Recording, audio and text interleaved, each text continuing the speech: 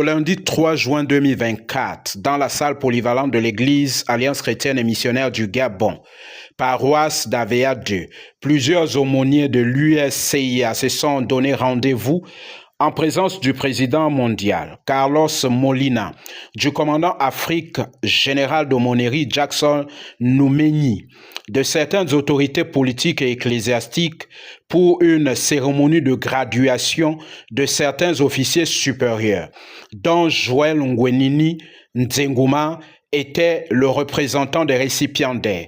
Ainsi, il devient colonel-major d'aumônerie. Avant la remise des parchemins aux aumôniers, plusieurs discours ont planté le décor de cette soirée.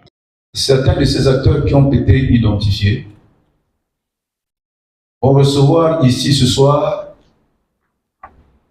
les encouragements de l'USC. La cérémonie est un événement tout simplement qui vient couronner la graduation de quelques personnes, notamment notre aumônier Nzenguma Joël, que je voudrais demander de se mettre debout.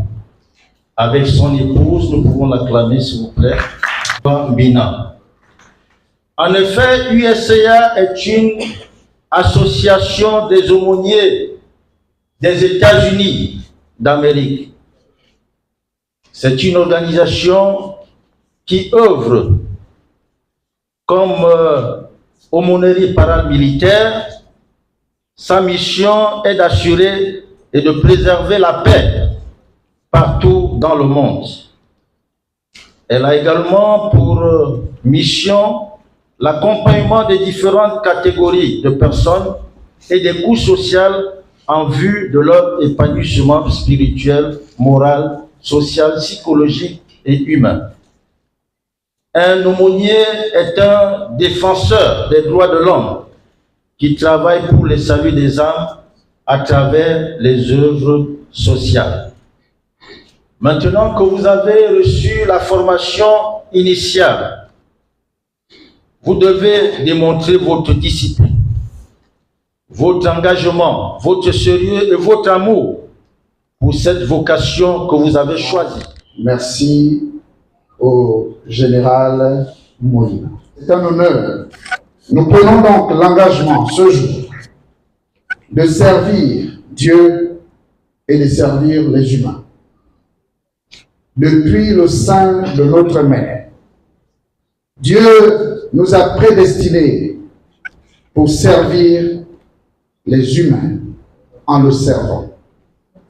Nous n'allons pas quitter cette chair et aller nous asseoir sans reprendre ces quelques mots de Martin Luther King Jr., comme aiment préciser certains. Il disait à son temps, je cite, « Une religion qui ne s'occupe que de conditions de l'âme, sans se préoccuper des conditions de son existence dans l'environnement, est une religion moribonde qui n'attend que d'être enterrée. » Mesdames et messieurs, distingués invités, en reformulant à nouveau nos remerciements à notre hiérarchie, je voudrais reconnaître que c'est ici que les mots perdent leur force et leur relief. Lorsqu'il faut achever de parler en destinant nos paroles à ceux qui les ont écoutées pour qu'elles restent à jamais dans leur esprit.